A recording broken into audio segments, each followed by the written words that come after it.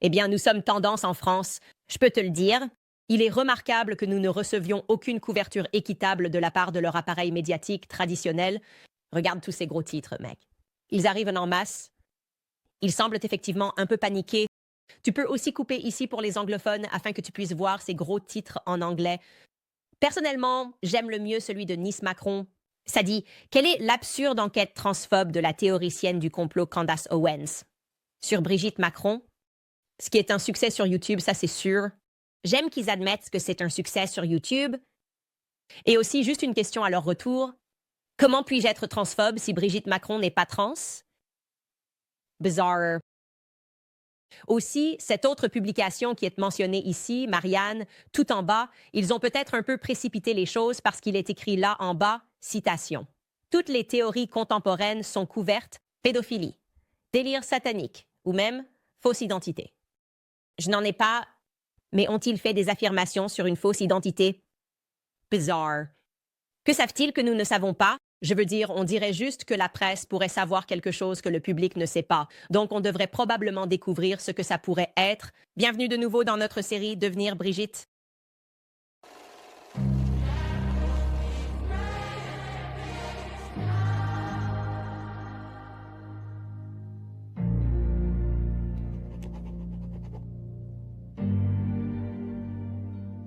D'accord, les gars, j'ai quelque chose de sympa pour vous aujourd'hui. Nous faisons une pause dans le monde très sombre de Brigitte. Nous n'avons même pas couvert toutes les histoires de pédophilie, mais nous allons juste faire une petite pause par rapport à ça. L'un des plus gros mensonges des médias traditionnels, d'accord, c'est que les rumeurs entourant Brigitte ont été développées par des théoriciens du complot d'extrême droite. Ils continuent de balancer ce mot « c'est un complot ». C'est un complot. Comme si quelqu'un avait rassemblé un fil de discussion sur Reddit ou sur le dark web, et c'est la raison pour laquelle les gens ont commencé à croire tout ce qui se disait. Ce n'est pas vrai. Cela ne pourrait pas être plus éloigné de la vérité. Alors je vais vous résumer ce qui s'est réellement passé en France. Il est important de savoir cela. La presse, comme nous l'avons mentionné hier, a délibérément tissé une histoire d'une Brigitte Macron irrésistiblement séduisante et audacieuse, qui a constamment résisté à la conformité de son éducation catholique désuète tout au long de sa vie. Je vais en fait vous lire textuellement certaines des lignes publiées à l'époque, parce que c'est drôle. C'est en fait drôle à lire à quel point les médias traditionnels nous mentent tout le temps, d'accord? Citation. Vers l'âge de 14 ou 15 ans, Brigitte devient plus audacieuse. Elle échange son uniforme bleu marine de l'austère école du Sacré-Cœur à Amiens, jupe plissée, pull collant ou petits shorts et mini-jupe. Pendant un moment, elle peut oublier son école, contrainte par la discipline catholique. Voici un autre. Elle adore danser aux fêtes surprises de l'époque. Elle porte des mini-jupes moulantes. Et entre deux verres de whisky coca et des chansons de rock'n'roll endiablées, elle ose flirter derrière les rideaux. Imaginez juste ce qui vous vient à l'esprit alors que je lis ces publications sur son enfance, d'accord? Voici un autre décrivant Brigitte comme une, citation, fille de fête invétérée dans une mini-jupe ultra courte, qui adorait danser sur la musique de John Lee Hooker jusqu'à l'aube, et une adolescence plutôt mouvementée, à l'opposé du calme Emmanuel. Un autre écrivain a écrit, citation, la plus jeune de la famille Trogno a toujours touché une corde sensible auprès du public, avec son humour contagieux, son goût pour faire la fête, et sa façon de parler souvent drôle, et terre à terre. Encore une fois, bien sûr, le but de tout cela était de l'adoucir pour avoir séduit une fille de 14 ans, Emmanuel Macron, n'est-ce pas? Plutôt, nous sommes censés imaginer dans nos esprits que Macron avait simplement touché le gros lot, n'est-ce pas? Il a réalisé le fantasme de chaque garçon de son âge parce qu'il a eu l'occasion de coucher avec cette prof sexy, d'accord? Et ils ont renforcé ce récit en insérant parfois des citations anonymes d'anciens collègues de Brigitte et de prétendus camarades de classe d'Emmanuel. Encore une fois, ce que je m'apprête à vous lire, ce sont de vraies citations qui ont été publiées dans la presse grand public sur les années d'enseignement de Brigitte. D'accord. Citation. La classe de Brigitte n'arrive pas à croire que la prof de français fête aujourd'hui son 40e anniversaire. Elle a l'air si jeune dans ses jupes courtes et sa manière décontractée. Pour capter l'attention des plus dissipés, l'enseignante a un autre atout moins académique, ses jambes, mises en valeur dans de petites jupes. Brigitte n'a pas attendu de devenir la première dame pour prendre soin de son apparence. Citation. C'était un plaisir de la regarder, pas seulement de l'écouter. Toujours avec une coiffure parfaite, du maquillage et parfumé, se souvient un élève. Les garçons sont séduits, les filles la prennent comme modèle. Tous les lycéens étaient amoureux d'elle, dit Frédéric, de la classe d'Emmanuel. Et de sa fille très expressive, Typhon, la seule enfant qui semble vraiment défendre Brigitte Macron, elle, a inclus ceci, citation, « Quand j'étais enfant, j'étais même jaloux de tous les élèves qui lui écrivaient ou l'appelaient chez elle. » Puis il y a une autre enseignante qui a pris la parole et est allée un peu plus loin. Ils ont dit, citation, « Brigitte est arrivée à LA, port de la Providence, Mini, Talios. C'est comme une jupe courte et avec une veste, n'est-ce pas? Une veste de sport? Belle. Une pin-up. » Un élève insiste, nous étions tous amoureux d'elle. Eh bien, les gars, si les médias traditionnels disent que c'est vrai, je suppose que l'affaire est close. On pourrait aussi bien arrêter cette enquête? Que veux-tu? Bombassa. Canon avec un corps. Mec, j'espère vraiment que je ressemblerai à ça à 40 ans. Les gens se pâment devant eux-mêmes, mais ça ne s'est pas arrêté là.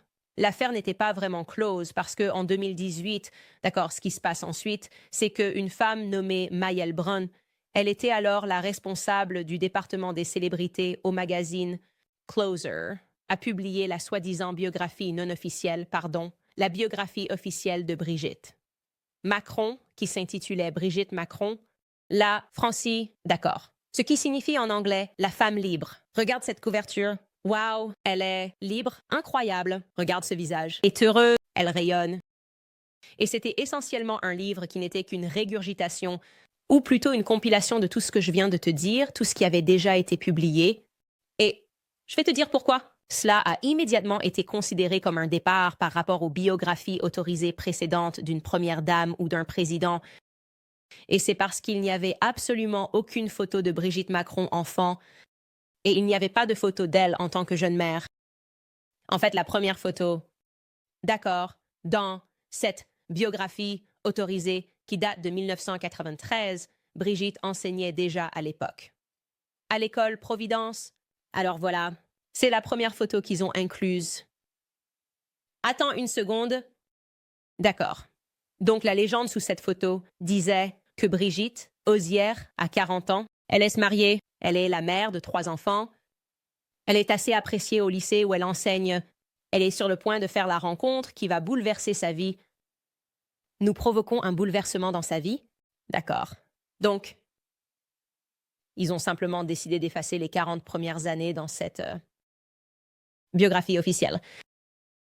Et 6 mois plus tard, en juin 2018, une femme du nom de Virginie Linhart, qui se concentrait normalement sur la création de documentaires sur la Seconde Guerre mondiale et l'Holocauste, a essentiellement transformé le livre Une biographie de Brigitte en un documentaire qui s'intitulait Brigitte Macron ou un roman français, ce qui signifie simplement un roman français.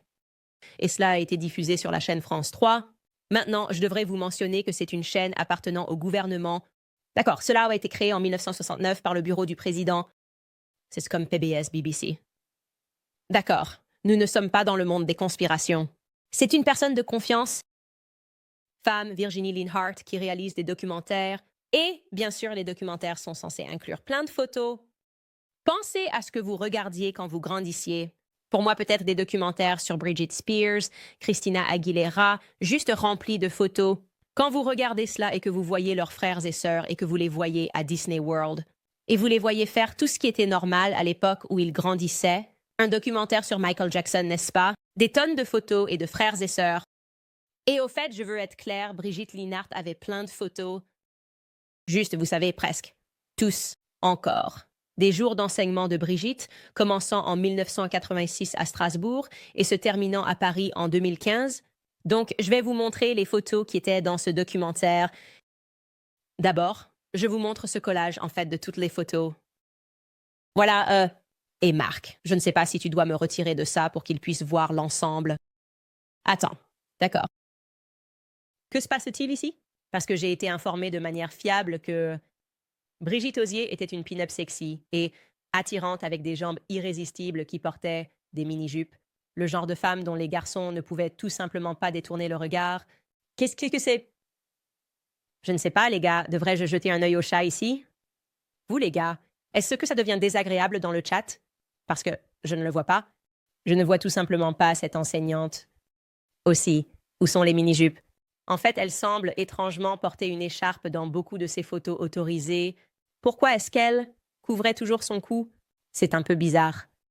Voici, je vais vous donner quelques gros plans de ça. Peut-être que vous ne pensez pas qu'elle est sexy. Voilà, les gars. Honnêtement, le gars à sa gauche est plus beau, à mon avis. Je ne sais pas ce qui se passe ici. Encore plus de photos, peut-être? Peut-être celui-ci, les gars?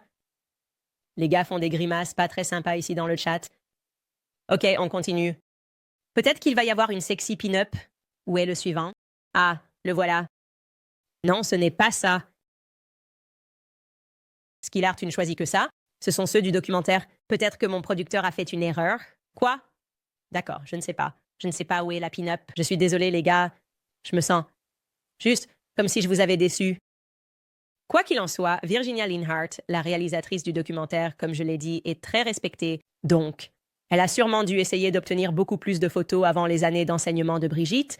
Si elle n'est pas une fraude, alors ça aurait été la première chose qu'elle aurait essayé de faire. Fait intéressant, elle a exprimé à quel point il était difficile pour elle de réaliser le documentaire. Elle a dit, je cite, « Il est difficile d'enquêter sur Brigitte Macron. Beaucoup plus que je ne l'imaginais sur le fond, sur la forme, sur tout. Dès que j'ai commencé à établir des contacts, j'ai été convoquée par Pierre Osier-Costa, le chef de cabinet de Brigitte, et Tristan Bromé, l'autre chef de cabinet de Brigitte. C'était presque comme un interrogatoire de police. Que veux-je montrer? Qui vais-je interviewer? J'ai fait une liste de personnes que je voulais rencontrer, mais je n'ai pas pu appliquer cette liste. Les personnes interviewées, à part ses anciens élèves, avaient toute l'autorisation du palais de l'Élysée et faisaient très attention à ce qu'elles disaient. Il y avait un épais mur de silence. Le niveau de contrôle et de vérification est, eh bien, assez incroyable. Mon documentaire est un portrait très personnel de 90 minutes. Pour cela, j'avais besoin de photographies de la jeune Brigitte Macron, des petites filles qui montreraient un parcours, pas celles approuvées par Best Image Agency. Ce qui ne sera pas publié, c'est tout ce qui concerne sa vie d'avant. C'est un blackout total. Fin de citation. Oh, l'agence, Best Image. Alors, on n'a pas déjà parlé de ça. Here, c'est l'agence de Mimi qui autorisait les photos qui pouvaient être diffusées. Donc apparemment, l'agence de Mimi a également autorisé les photos qui pouvaient être diffusées. Pour ce documentaire, cependant, Virginia Linhart a reçu 2 photos de l'enfance présumée de Brigitte. D'une part, le public a été informé. C'était de Brigitte puis Trogneux. Ça aurait été son nom de famille, sa première communion. Je vais te montrer cette photo. Voici la photo. Et une autre photo, maintenant, célèbre de toute la famille Trogneux, prétendument prise environ 1 an après la naissance de Brigitte. D'accord? C'est la photo complète de la famille Trogneux, à laquelle nous reviendrons. Donc maintenant, vraiment, tout ce qui manquait à cette photo de sa communion jusqu'à les photos scolaires, qui apparaissent en 1986, couvrent 23 ans de la vie de Brigitte, les années les plus cruciales de sa vie. Vous savez, je ne sais pas son adolescence, son mariage à 21 ans, le fait qu'elle aurait eu 3 enfants, son mariage avec un banquier nommé André-Louise Osier, qui a été son mari pendant 32 ans. Enfin, je ne sais pas. Les gens ne prennent pas de photos d'eux et de leur mari en France. Je ne sais pas. Virginia Linhart a en fait qualifié André-Louise Osier, le prétendu mari de Brigitte, depuis 32 ans, du meilleur secret gardé de la République française. Et certainement, vous savez, ça semblait être le cas. Parce qu'au moment où le documentaire a été diffusé, il n'y avait qu'une seule photo de son ex-mari qui avait même été publiée sur Wikipédia en tant qu'ex-mari. Voilà, André-Louise Osier. Et vous pouvez voir qu'il a sa date de naissance et il a sa date de décès et il a les dates de leur mariage de 1974 à 2006. Tout cela est correct, sauf pour la photo elle-même. Ouais. Pourrais-tu le remontrer? Cette photo, il s'est avéré. Ce n'était en fait pas André-Louis Auxierre, car un ancien élève qui est devenu politicien. François Ruffin a également fréquenté l'école Providence et il est sorti et a dit « Ce n'est pas André-Louis Auxierre, c'est M. Hugo un enseignant de l'école, oups. Et peu importe. Mais je dois te dire que ce oups a fait réfléchir le public, quoi.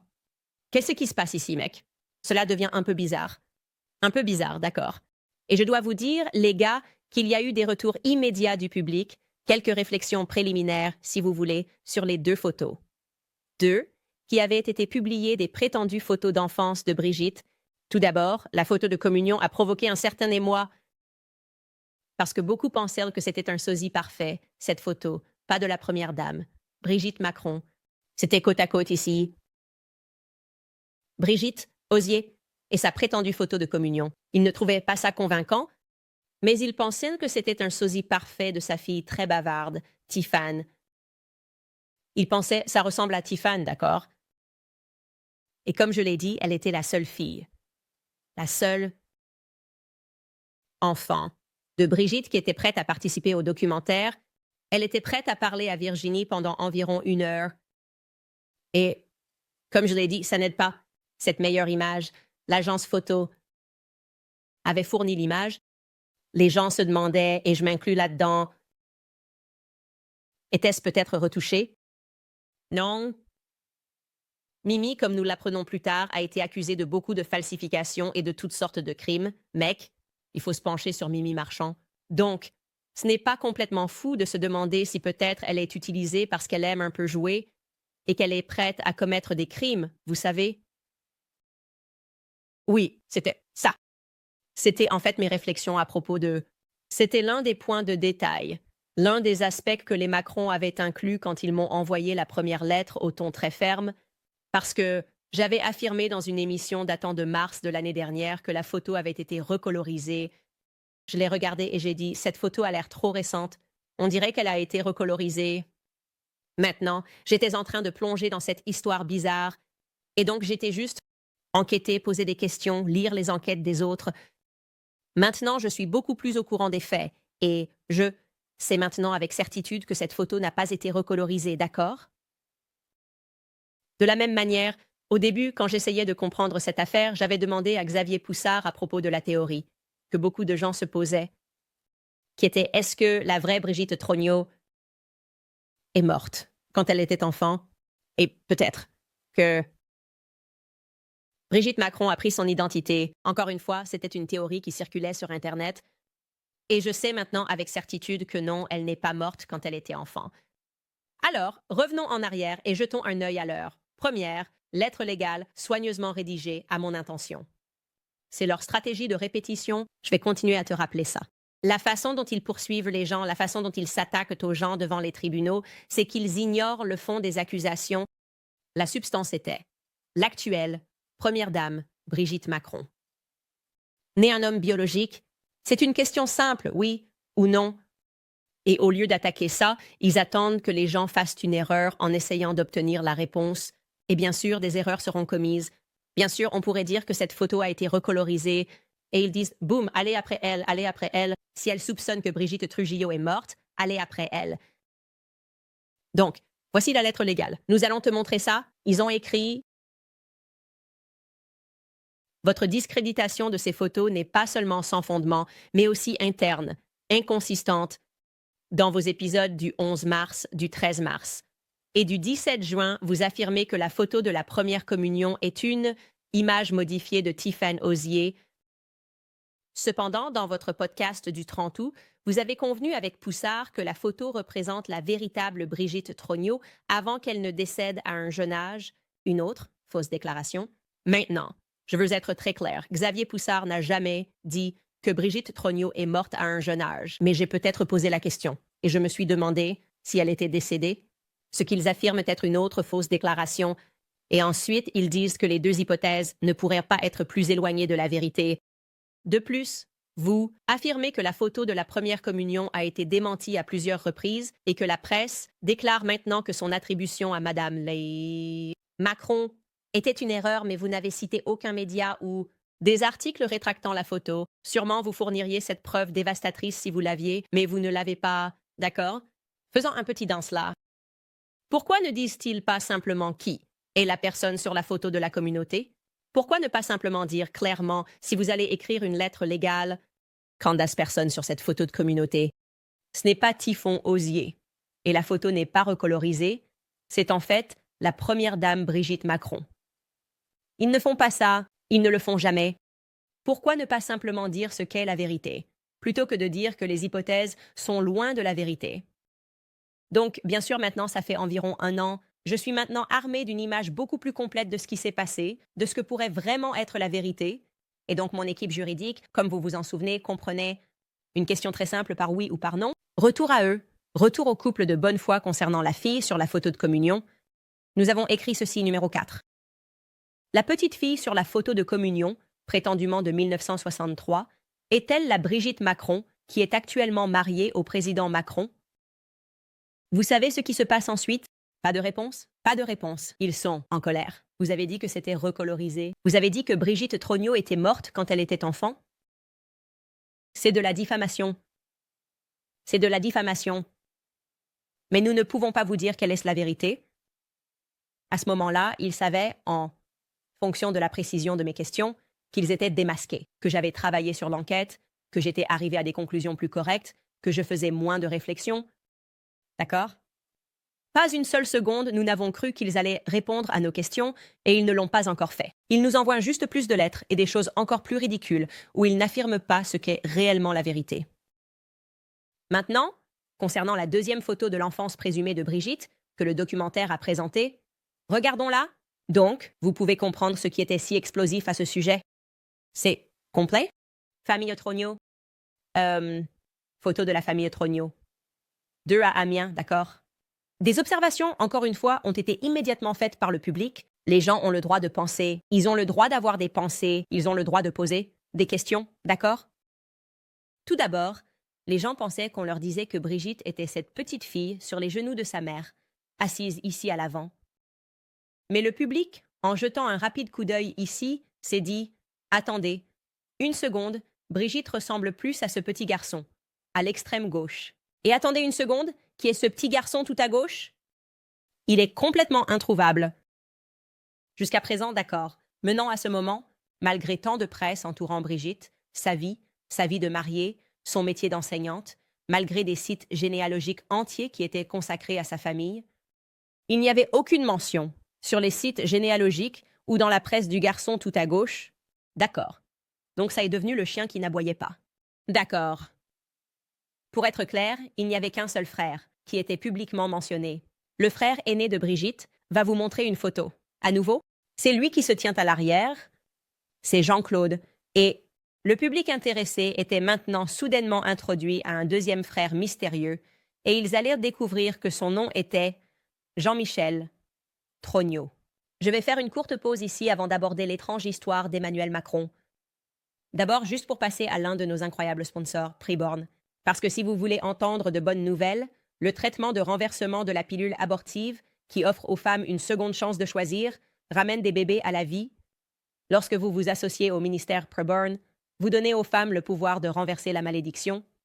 Ce que vous ne savez peut-être pas, c'est que même si Roe a été annulé et l'avortement a été fortement restreint dans de nombreux États, la pilule abortive a supplanté les avortements chirurgicaux, représentant désormais plus de 60% de tous les avortements. Le réseau de cliniques de Preborn est prêt à intervenir pour les femmes dans leur heure la plus sombre. Ils les rencontrent avec l'amour de Dieu et des services gratuits pour les aider à choisir la vie. Grâce aux échographies et au protocole de renversement de la pilule abortive, Preborn a sauvé plus de 300 000 vies. Alors commencez cette nouvelle année du bon pied en soutenant la vie et en faisant un don à Preborn aujourd'hui. Une échographie coûte seulement 28 $ et 140 $ aideront à sauver 5 bébés. Pour faire un don, il vous suffit de composer le 250 et de dire le mot-clé « bébé ». Encore une fois, c'est le 250 bébé. Ou vous pouvez faire un don en toute sécurité en visitant preborn.com. Coupe Candace. Encore une fois, c'est preborn.com/Candace. Aussi, nous devrions parler de Field of Greens parce que les démocrates ont passé des années à imposer des mandats et à dicter comment nous gérons notre santé. Maintenant, ils réagissent quand nous essayons de prendre le contrôle nous-mêmes, et c'est pourquoi vous devez reprendre en main votre santé avec Field of Greens. Nous savons tous que manger sainement est la clé pour rester en bonne santé, mais la vie est chargée et suivre un régime parfait n'est pas toujours réaliste. Mais Field of Greens rend les choses faciles. Les fruits et légumes entiers, c'est tout. Et nous pourrions tous en avoir besoin de plus dans nos régimes. Juste une boisson et vous avez un bon départ. Pour la journée, mon équipe adore prendre Field of Greens et n'arrête pas de parler d'avoir plus d'énergie, d'une meilleure santé intestinale et de se sentir globalement en meilleure forme. Chaque fruit et légume dans Field of Greens est sélectionné par des médecins pour ses bienfaits spécifiques sur la santé. Et Field of Greens le promet. Lors de votre prochain contrôle, votre médecin remarquera votre amélioration de santé, sinon vous serez remboursé. En ce moment, mes spectateurs bénéficient de 20% de réduction pour commencer. Vous allez sur fieldofgreens.com et vous utilisez mon code Candice. C'est fieldofgreens.com, code Candice. D'accord, les gars? Nous sommes juste en train de nous échauffer. On dirait qu'on tombe dans un trou. Je ne suis pas sûre pourquoi. C'est bizarre. Et encore une fois, ce sont tous des journalistes mainstream. Donc, je ne sais pas ce que j'ai fait de mal ici. En le présentant au monde pour qu'ils puissent le voir, il se passe quelque chose de bizarre en France depuis un certain temps. Et plutôt que le public, ou plutôt que les médias mainstream s'y intéressent, ils continuent juste à salir tout le monde en les qualifiant de théoriciens du complot d'extrême droite. Tous les journalistes que j'ai mentionnés jusqu'à présent sont de gauche. En fait, beaucoup de ces personnes étaient ravies de donner une plateforme à Brigitte parce qu'elles-mêmes sont féministes. Et enfin, ils ont dit « Laissez-moi dresser le profil de cette femme ». Et puis, ils ont réalisé que quelque chose ne va vraiment pas ici, quelque chose que je ne peux pas. Pourquoi est-ce qu'on m'appelle au Palais de l'Élysée? Qu'est-ce que j'ai fait de mal? Pourquoi est-ce que ça ressemble à un interrogatoire de police? J'essaye juste de poser quelques questions. Mais ce n'est pas seulement Brigitte. Maintenant, parlons de la biographie d'Emmanuel Macron parce que c'est plutôt intéressant, assez intéressant ce gars. Donc l'histoire dit qu'il, comme Brigitte, est né à Amiens. Amiens est la capitale, la ville ou le bourg du département de... D'accord. Donc en France, ils appellent ça des départements. J'aime penser aux départements comme à des États si vous venez d'Amérique. Et donc, pensez à Amiens comme à la capitale du département de la Somme. Amiens a aussi une tonne d'histoire qui remonte au Moyen Âge, car c'est l'ancienne capitale de la Picardie. Ce qui, juste pour être clair, ça veut juste dire le nord de la France. Je te dis ça pour une raison. Maintenant, en revenant à sa biographie, je vais maintenant lire directement du journaliste Xavier. Le prochain livre de Poussard que nous devrions annoncer pour vous cette semaine. Il écrit, citation, « Emmanuel Macron reste un mystère pour ceux qui ont été à l'école avec lui. Ses anciens camarades de classe le décrivent comme, citation, « le seul dont nous ne savions rien, ni où il passait ses vacances, ni ce que faisaient ses parents dans la vie. Ils le décrivent comme un solitaire, peu sociable, peu rassembleur, les autres autour de lui. Plus tard, au lycée, Henri IV, il restait en retrait, évasif, citation, il maintenait une aura de mystère, une vie parallèle dont nous ne savions rien. Personne ne connaît, d'amis proches parmi ses 48 camarades de classe. Il avait une manière très frappante, semblable à celle d'un caméléon. » Fin de citation. La jeunesse d'Emmanuel Macron avant qu'il ne rencontre Brigitte est également un trou noir.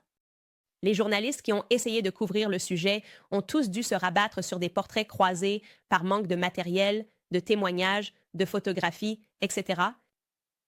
Les informations qui pouvaient être rassemblées peuvent se résumer en quelques lignes.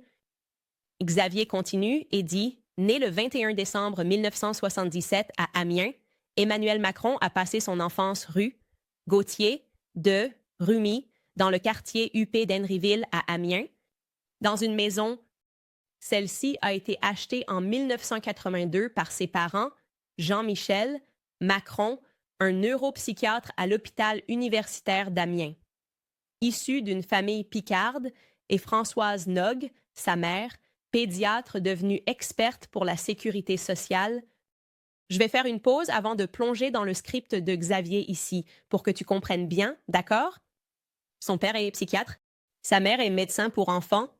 Une combinaison intéressante. C'est tout ce que je dis pour l'instant, mais je vais en dire beaucoup plus. Sa famille est originaire et c'est Françoise Nog, sa mère, de Bagnéret. Et cela se trouve dans la région des Hautes-Pyrénées. Je vais en parler plus tard.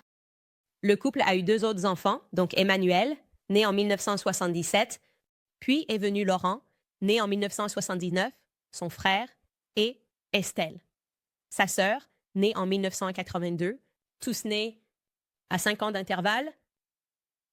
Tous 2 médecins avant de divorcer en 2010. Emmanuel Macron a aussi un demi-frère. Il s'appelle Gabriel. Il est né en 2005 du deuxième mariage de son père avec une femme nommée Hélène Joly, qui est également psychiatre à l'Institut de médecine éducative dans la Somme. D'accord. Maintenant, en 2017, Emmanuel Macron a publié sa propre autobiographie qui s'intitulait Révolution. D'accord. Qui fournissait également très peu de détails sur ses origines. Et c'était en fait Sylvie Bamel, une journaliste indépendante qui écrit pour Vanity Fair. Encore une fois, nous ne sommes pas sur des fils Reddit, les gars. Nous ne sommes pas sur le Deep Web. Qui a résumé son autobiographie de cette manière? Voici ce qu'elle a dit à propos de son autobiographie dans Révolution. Emmanuel consacre 5 pages à sa grand-mère maternelle, seulement 1 à ses parents et 2 lignes à son frère, Laurent, et sa sœur, Estelle. Il n'y a pas non plus de mention de son demi-frère, Gabriel, né en 2005 d'un second mariage de son père, et encore moins de la compagne de son père, Hélène. À l'inverse, il mentionne scrupuleusement les prénoms des 3 enfants de Brigitte et leurs conjoints, ainsi que ceux de ses 7 petits-enfants. Elle en a depuis eu un 8e. Le jour de l'inauguration, les Osières étaient les seuls à fouler le tapis rouge menant au palais de l'Élysée. Typhon et Laurent, blonds, minces et élégants, ainsi que leur frère, Sébastien, tous accompagnés de leurs conjoints et de leurs enfants. L'éloignement est réciproque. En 2014, un collègue de son frère, Laurent, à l'hôpital, lui a demandé si Macron, qui travaillait avec François Hollande à l'époque au palais de l'Élysée, était un parent proche. Non, c'est un cousin lointain. Tout le monde me harcèle à propos de ce gars, a répondu son frère, Laurent. D'accord. Peut-être que Laurent ne voulait tout simplement pas qu'on lui pose une question sur un ministre, et a juste dit ça. Bizarre. Puis une femme nommée Nicole, qui est une cousine germaine de la mère d'Emmanuel, François Nogue. De même, elle a dit à un journaliste qu'elle voyait à peine, la sœur présumée d'Emmanuel, Estelle. C'est très bizarre. D'accord. Sylvie Bamel encore, la journaliste écrivaine pour Vanity Fair, un média grand public réputé, a aussi dit ceci. Elle a dit, je cite, « J'ai eu du mal à trouver des amis à Emmanuel. Il n'a jamais parlé de sa famille. Nous avons du mal à trouver des photos de ses premières années. Quand, en tant qu'adulte, il a lancé sa campagne présidentielle, de nombreux analystes politiques ont noté que ses communications étaient inspirées par Obama. Même si c'est le cas, il a négligé son enfance. Quiconque s'intéresse à l'ancien président des États-Unis, Obama, peut ressentir de l'émotion. En voyant le petit Barack dans une combinaison, le petit gros qui manie sa première batte de baseball, l'enfant avec 2 trous où il vient de perdre ses dents de lait, en résumé, le voir grandir. L'album photo de notre président commence, à sa 10e année. La photo a été prise dans le cœur de la chapelle de L.A., l'école Providence, avec Emmanuel lisant un passage de la Bible. Autour de son cou, une médaille brillante portée pour la première fois marque le jour de son baptême à l'âge de 12 ans. François et Jean-Michel ont une relation distante avec la religion. Bien sûr, ils se sont mariés dans une église pour profiter du faste de l'événement et rassembler leur famille. Ils n'ont jamais envisagé de faire baptiser le bébé. Waouh! Sa vie commence à l'âge de 12 ans. Dans des photos, c'est un peu bizarre. Voici les 3 photos auxquelles elle fait référence, d'ailleurs, qui sont largement considérées comme les premières photos connues d'Emmanuel Macron. Une qu'elle décrit de son baptême, une de sa 7e année à Providence, et la 3e, qui est une autre, de ses études. C'est presque comme s'il avait grandi à l'école Providence avec Brigitte, non? Oh là là, ça va devenir une citation, et je vais recevoir une lettre d'Emmanuel. Elle a dit qu'il avait grandi à l'école. Ça ne s'est pas produit, vous poursuivons pour diffamation. Étrangement, cependant, je devrais mentionner que lorsque Xavier Poussard a continué à creuser, il a effectivement trouvé cela. Il y avait des photos non créditées et apparemment non autorisées qui sont apparues dans, vous l'avez deviné, Paris Match, l'une des publications préférées de Mimi Marchand, en mai 2017. Quand on connaît Mimi Marchand, la tueuse de relations publiques, pour ainsi dire, elle gérait la communication pour eux. Donc, en mai 2017, des photos sont apparues et je vais vous les montrer. D'accord? Donc, on voit un enfant. Les légendes nous disent que c'est Emmanuel Macron quand il avait 3 ans. Au fait, si vous êtes français et que vous regardez ça, si quelqu'un pouvait identifier ces baskets, ce serait incroyable. Plus tard, dans les commentaires, je vais vous faire un gros plan de ça. Je suis juste curieux de savoir quelle marque de basket c'est. On dit qu'il lit Sylvie et Tweety, avec cette folle chevelure blonde et celui en bas à droite. Censé être lui, dans le bureau de médecine de son père. Et vous remarquerez que, encore une fois, sur ces jeunes photos, il a tous ses frères et sœurs. Il n'y a pas de photo de lui avec ses frères et sœurs. Et qui a autorisé ces photos? Ils ne sont littéralement pas crédités dans ce numéro de magazine d'où viennent ces photos. Et ils ne sont jamais de nouveau inclus dans aucune biographie, que ce soit une autobiographie, une biographie, autorisée ou une biographie non autorisée. Nous ne revoyons plus ces photos. D'accord? Donc, pour résumer, le côté de la famille Macron est censé avoir de profondes racines à Amiens. D'accord, ils sont censés être picards. Pourtant, quand un autre journaliste, un journaliste gay nommé Hervé, Al Galaranda, et pourquoi je vous dis qu'il est gay et ouvertement gay, ce n'est pas pour le dénoncer, mais parce que, n'oubliez pas, une grande partie de ce que disent les médias, c'est que tout le monde est phobique. Envers les LGBTQ, c'est la raison pour laquelle quelqu'un dit quoi que ce soit à son sujet. Eh bien, ce gars-là ne l'est certainement pas. D'accord, Hervé, Al Galaranda, a fait ce qui est probablement le plus grand effort pour examiner l'éducation d'Emmanuel Macron dans son livre d'investigation qui en anglais s'intitule « Deux jeunes femmes françaises ». D'accord? Et il a également trouvé des choses vraiment étranges. Tout d'abord, l'ancien maire d'Amiens, un homme nommé Guy de Robillon, je vous le montre juste ici, qui était proche de la famille Trognot parce qu'Amiens est une communauté soudée. Et donc, en aucun cas, je ne cherchais à les discréditer ou à leur nuire de quelque manière que ce soit, a dit cela à propos d'Emmanuel Macron. Il a dit « Macron n'est pas Amiens noir. Il est tout que tien, ce qui signifie qu'il n'est pas comme de la ville d'Amiens. Il vient de Le Touquet, qui est une station balnéaire en France. Que voulait-il dire par là? Que veux-tu dire par là? Il est tout que tien? Suggère-t-il que Macron n'est pas du tout d'Amiens? Parce que ce serait bizarre. Pourquoi un maire de la ville où le président de la France est né ne voudrait-il pas revendiquer pleinement sa naissance? Oui, Emmanuel Macron vient d'ici. Peut-être qu'il voulait juste dire qu'il a passé plus de temps, ou la plupart de son temps, en dehors de la ville. Je ne sais pas ce qu'il voulait dire par là, mais il l'a dit, du moins selon ce livre. Sûrement. Il voudrait le revendiquer, non? Quoi? Des gens ont même remis en question l'intérêt de Macron pour sa propre ville natale d'Amiens, parce que, dans ce même livre, nous découvrons que Emmanuel Macron, je cite, a sauté la commémoration pendant qu'il était en fonction du centenaire de la bataille d'Amiens le 8 août 2018. Le Macron né à Amiens était conspicuement absent, tandis que Theresa May, alors première ministre du Royaume-Uni, et William, l'un des petits-fils de la reine Élisabeth, étaient présents.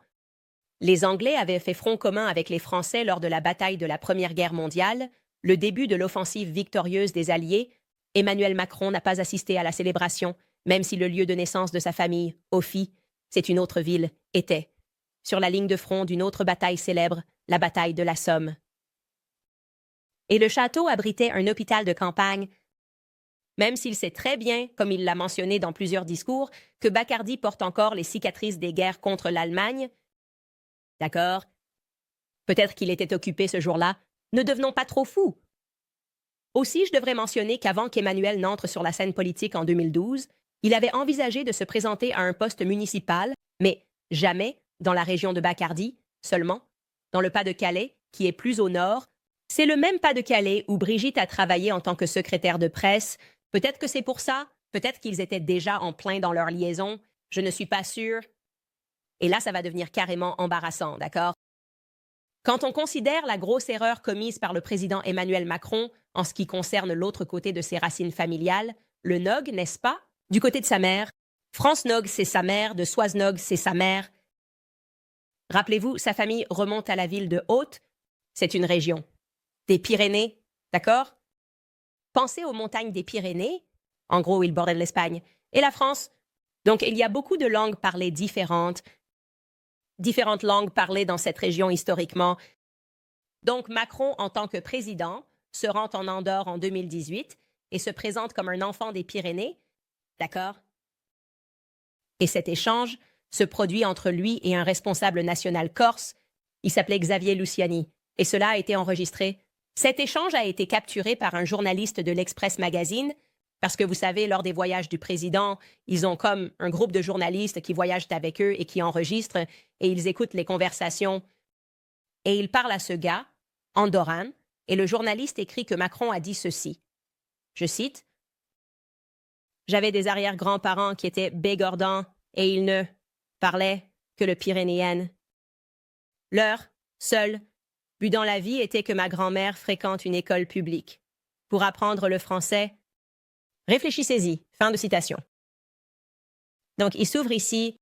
Maintenant, nous savons qu'il était proche de cette grand-mère.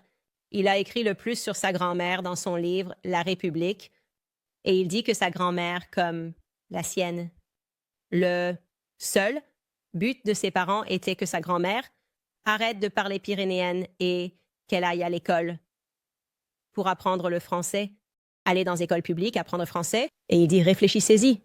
Pensez à quel point c'est incroyable. Maintenant, il est le président de la France, et c'était tout ce que ses arrière-grands-parents voulaient pour sa chère grand-mère.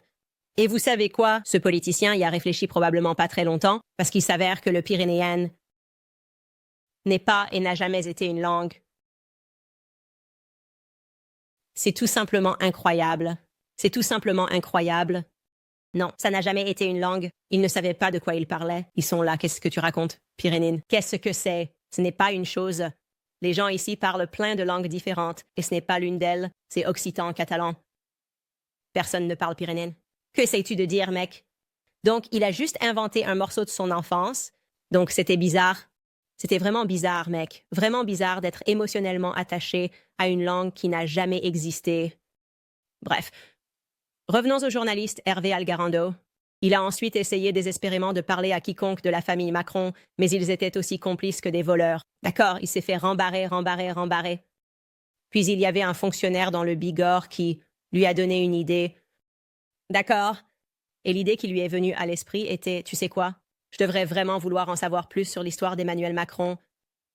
Je devrais parler à Brigitte? Bizarre, non? La raison pour laquelle cette idée lui est venue à l'esprit, c'est que ce fonctionnaire lui a dit ça quand Emmanuel Macron a visité Bagnères, d'accord, une autre ville. Par politesse, il faisait la conversation et il a demandé à Emmanuel Macron au sujet de sa sœur Estelle parce qu'elle vivait à proximité. Et il dit que apparemment Emmanuel Macron s'est tourné vers Brigitte pour savoir quoi répondre. Il s'est tourné vers sa femme pour savoir quoi répondre au sujet de sa sœur.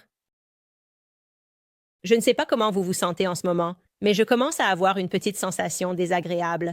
Tout ça commence à me sembler un peu, je ne sais pas, incestueux, tu vois. Genre, pourquoi elle sait autant de choses et pourquoi lui est-il plus intéressé par sa famille? Je ne sais pas, c'est vraiment bizarre, non? On devrait probablement faire une pause là. Mais pour le plaisir, je vais vous taquiner avec cette photo, 2 photos, et pendant que vous savez, c'est réel. Ce n'est pas inventé, d'accord? Parce que, dans l'épisode prochain, nous allons parler de Jean-Michel Tragnaud, le frère qui est maintenant soudainement apparu, pour la première fois. Le public commence à prendre connaissance de lui. Et Jean-Michel Trognaud aurait apparemment un fils. D'accord? Apparemment, ce type, peu importe qui il est, Jean-Michel Trognaud, qui semble être introuvable, a un fils nommé Jean-Jacques, qui lui n'est pas introuvable. Jean-Jacques n'est pas porté disparu. Et je vais juste vous montrer un comparatif entre Jean-Jacques et Emmanuel Macron. D'accord? Et voici une autre photo de Jean-Jacques et Emmanuel Macron. Alors, ces deux-là ne sont pas liés. D'accord? Celle de gauche serait apparemment Brigitte, qui prétend ne pas être Jean-Michel Trognaud. C'est apparemment le neveu de Brigitte. C'est le fils de Jean-Michel Trognaud. Ce n'est pas le côté de la famille Macron. D'accord. Voici Brigitte. C'est le côté Trognaud de la famille. Et c'est son mari. Et c'est tout simplement incroyable. C'est tout simplement incroyable. Mais mesdames et messieurs, ne croyez pas vos propres yeux. Ne pas croire vos propres yeux. Vous savez ce qu'on devrait faire dans cet épisode prochain? Nous devons absolument parler de sa grand-mère, celle qui, à un moment donné, je suppose, il a dû parler pyrénéen. Je ne sais pas, quelque chose comme ça, parce qu'après, les choses vont vraiment devenir intéressantes. Ça. Et ensuite, nous allons en apprendre un peu plus sur sa mère, son père, le psychiatre, et certaines choses qu'il a un peu omises à leur sujet. Et quoi précisément? Quel genre de travail ces psychiatres et pédiatres faisaient-ils? Et ensuite, peut-être qu'on va commencer à intégrer quelques idées sur ce qui aurait pu se passer politiquement à cette époque pendant qu'il grandissait. Et ça va se transformer en une histoire effrayante. J'ai hâte de lire vos questions, les gars. D'abord, je veux vous parler du financement américain parce que beaucoup d'Américains ont des soldes de cartes de crédit élevés qui facturent 20% ou plus chaque mois. Il est temps de prendre le contrôle de vos dettes. Donc, si vous êtes propriétaire et que vous attendez de savoir comment mettre vos finances en ordre, vous devez appeler mes amis d'American Financing aujourd'hui. Les consultants en prêt basés sur le salaire d'American Financing aident les gens à puiser dans l'équité de leur maison pour sortir des dettes. Ils font économiser en moyenne 800 $ par mois à leurs clients en faisant cela. Économiser ce genre d'argent chaque mois devrait rendre la décision vraiment facile. Il suffit d'un appel téléphonique de 10 minutes, sans frais et sans engagement, pour découvrir combien vous pourriez économiser. Et si vous commencez aujourd'hui, vous n'aurez peut-être même pas à faire 2 paiements hypothécaires. Alors, appelez American Financing aujourd'hui. Le numéro est le 800-795-210. Encore une fois, le numéro est le 800-795-210. Ou vous pouvez simplement visiter americanfinancing.net, coupe Owens. C'est americanfinancing.net/Owens. Ho ho, ho ho. Cette personne, je regarde juste les gens dont l'esprit explose en ce moment en regardant le soi-disant neveu de Brigitte. Je ne sais pas. Je ne sais pas, les gars. Donne-le-moi une fois de plus. Donne-le-moi une fois de plus. Skylar, Chris, donnez-le-moi une fois de plus. D'accord? Le suivant, montre-le-moi encore. Quoi? Non, ce ne sont pas des gars. Ce ne sont pas ce que vous pensez. Je veux que tu saches que tu es un enfant nazi, théoricien du complot fou d'extrême droite. D'accord? Alors ne t'arrête pas juste là. Ne croyez pas vos propres yeux. Nous allons vous dire quoi penser. D'accord? Nous sommes les médias traditionnels. C'est ce que nous faisons. Tout le monde est fou, sauf nous. Tout le monde est mauvais, sauf nous. Tout le monde est dans le business des fausses nouvelles, sauf nous. Nous disons la vérité, peu importe quoi. Les journalistes aujourd'hui, je pense, sont un peu comme des prostituées, non? Combien pour te faire dire n'importe quoi? C'est comme ça que je me sens, du moins à l'intérieur. Les gars, je veux juste mentionner avant de lire vos commentaires, le premier club de lecture, beaucoup de gens demandaient, vous savez, notre site web a été lancé, et en parlant de Munk Ultra. Oh, attendez, nous n'avons pas encore parlé de Munk Ultra. Mais le premier livre que nous allons lire est Chaos. Parce que c'est comme, ouais, on devrait en apprendre un peu sur la CIA et l'histoire secrète des années 60. Et certains de ces thèmes pourraient être pertinents au fur et à mesure que nous avançons dans cette série en apprenant sur certains programmes gouvernementaux, ce qui impliquait beaucoup de psychiatres, comme je le dirais, et d'apprendre sur les meurtres de Manson et les choses qui se passaient en Amérique et comment tout cela s'imbrique. Et c'est intéressant qu'il se soit inspiré d'Obama. Si vous revenez en arrière, vous pouvez trouver des épisodes que j'ai faits sur Obama qui pourraient vous intéresser. Donc, la première réunion du club de lecture va avoir lieu... Désolé, 18h. C'est à 18h. Heure de l'Est, le mardi 11 février. Encore une fois, c'est à 18h à 18h.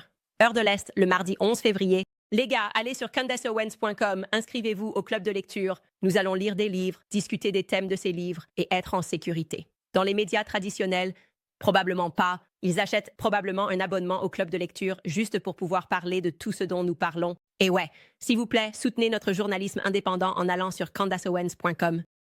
Parce que je pense qu'ils veulent me détruire et qu'ils ne veulent pas que j'ai une plateforme. Et maintenant, nous avons construit notre plateforme CandaceOwens.com. Inscrivez-vous, soutenez l'émission de la manière que vous voulez. Vous pouvez même acheter une tasse et soutenir l'émission. D'accord, quelles questions avez-vous? J'adore regarder le chat des gens qui ont une explosion d'esprit, une explosion de cerveau quand ils voient ces photos. Laissez-moi faire défiler vers le bas et voir ce que nous avons. Léo écrit. Candy enceinte est la meilleure Candy. Nous vous souhaitons tous beaucoup de bébés dans votre vie. Merci pour ce que vous faites. Que Dieu vous bénisse. Vous savez, je pense que les médias seraient en désaccord. Je pense qu'ils disent, s'il te plaît, arrête d'avoir des enfants parce que tu comprends tout. C'est un peu audacieux quand on élève ces garçons. Daphné écrit « J'admire à quel point cette femme est intelligente et courageuse. Que Dieu vous aide et vous protège toujours. Que Dieu vous bénisse. » J'adore. Le prénom Daphné, au fait, c'est sur la liste restreinte pour les filles. J'ai seulement une fille, pourtant, et je ne fais que sortir tous ces garçons. Mais Daphné est un si beau prénom. Sailing OK écrit « Salut Candy, fan de l'homme du Canada. J'aime l'homme fan.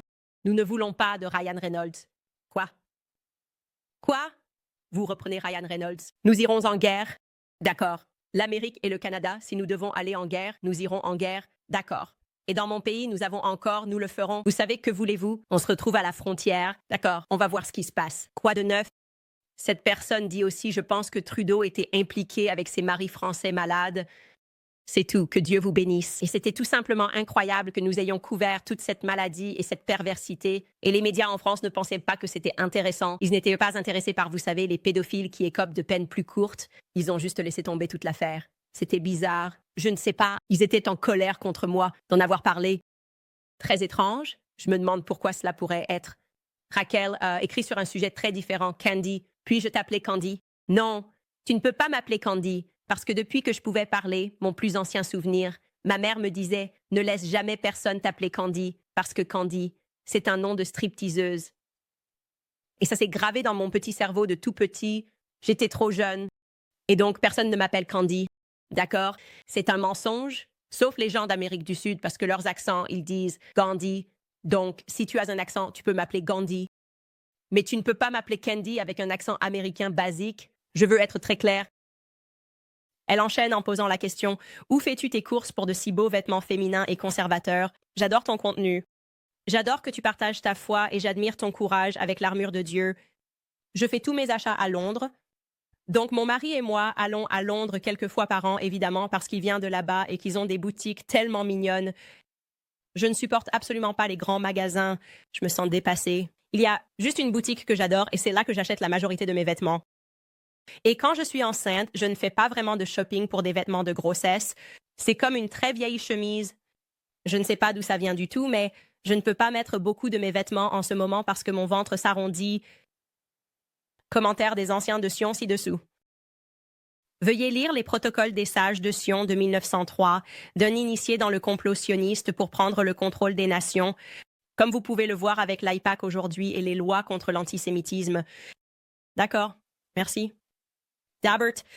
Sanchez écrit « Nous adorons cette série, Candice, en priant pour ta sécurité. Toujours de l'amour depuis Montréal. » Et Sam écrit « Chaque fois que tu parles de Brigitte, je pense à Simon, Nala, quand il dit « Devrais-je t'appeler, monsieur? » Oh ouais, le gars qui dit « Pourquoi es-tu gay? » Tu es gay. C'est un clip vraiment, vraiment, vraiment drôle parce que c'est tellement africain dans le sens où beaucoup de ces choses le sont. Les choses avec lesquelles nous traitons aujourd'hui, c'est comme des symptômes du premier monde, où nous sommes devenus tellement avancés que nous sommes en fait à la traîne. Et puis tu vas en Afrique et ils te disent « De quoi tu parles? Qu'est-ce qui ne va pas chez vous? » Très drôle. C'est pourquoi j'apprécie vraiment l'Afrique. Et si tu ne l'as pas encore fait, tu devrais vraiment retourner et regarder mon épisode avec les 2 frères nigérians, m'expliquant comment ils ont aidé Jussie Smollett à exécuter le crime haineux contre lui-même. Je veux dire, c'est juste de la joie. Tellement de joie, Phelps, pendant cette interview. Je ne peux même pas l'expliquer. Vous savez, j'adore les Nigérians. Et c'est tout? C'est tous les commentaires que nous avons pour aujourd'hui, les gars. Donc, nous reprendrons cela à une date ultérieure. Merci beaucoup d'avoir regardé, les gars. Et n'oubliez pas d'aller sur CandaceOwens.com pour vous abonner et soutenir le journalisme indépendant que nous faisons. Nous aimons ce que nous faisons. Nous voulons continuer. Donc, à demain, les gars.